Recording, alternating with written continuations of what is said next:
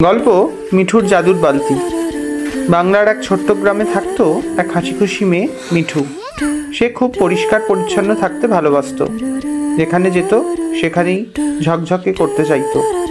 একদিন দুপুরে সে দেখলো গ্রামের পুকুর ঘাটে সবাই জল নিতে আসে, কিন্তু চারপাশ এত ময়লা যে জল নিতে গেলেই পা পিছলে পড়ে যায় অনেকে। মিঠু ভাবলো এভাবে তো চলবে না, কিছু একটা করতে হবে।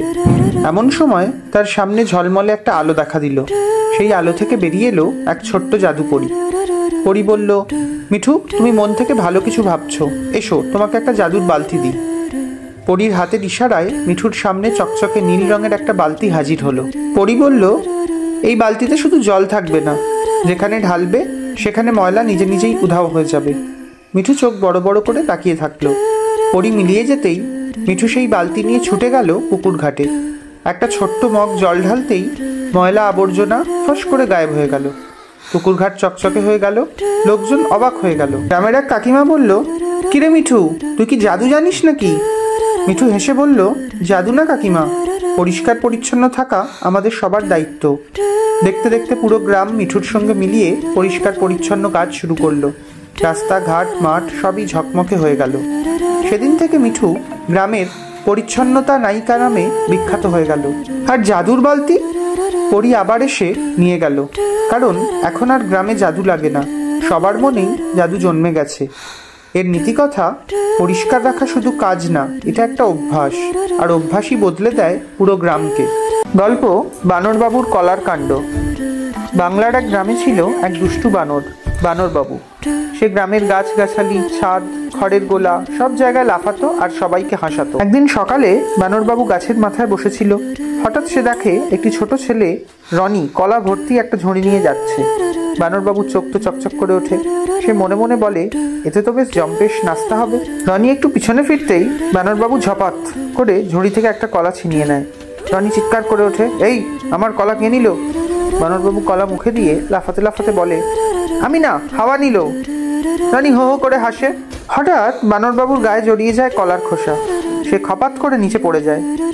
বানরবাবু, এই খোসা এত পিচ্ছিল কেন রে বাবা?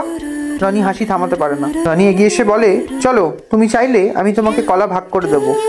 বানরবাবুর চোখ বড় বড়, সত্যি? তুমি আমার সাথে শেয়ার করবে? রনি মাথা নাড়ে।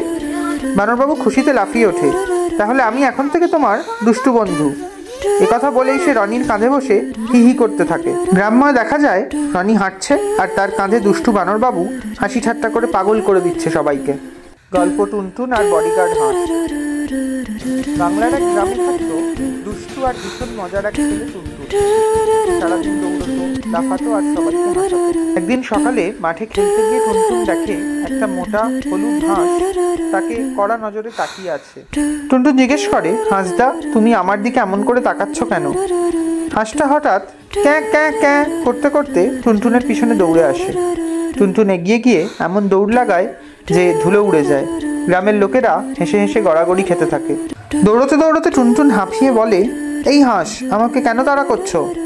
হঠাৎ সে থেমে যায়।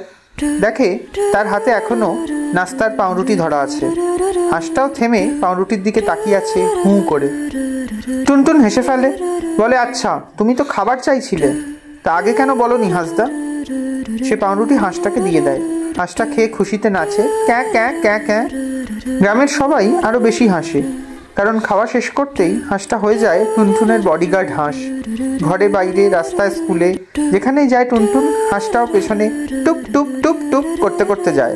টুনটুন হাঁসটার দিকে তাকিয়ে বলে, আরে, এটা দেখি তো আমার নতুন বন্ধু। হাঁসটা জবাব দেয়, ক্যাঁ ক্যাঁ। এভাবেই টুনটুন পেল গ্রামের সবচেয়ে মজার বডিগার্ড, একটা খাদক, নাচুক, হুল্লোড় প্রিয় হাঁস।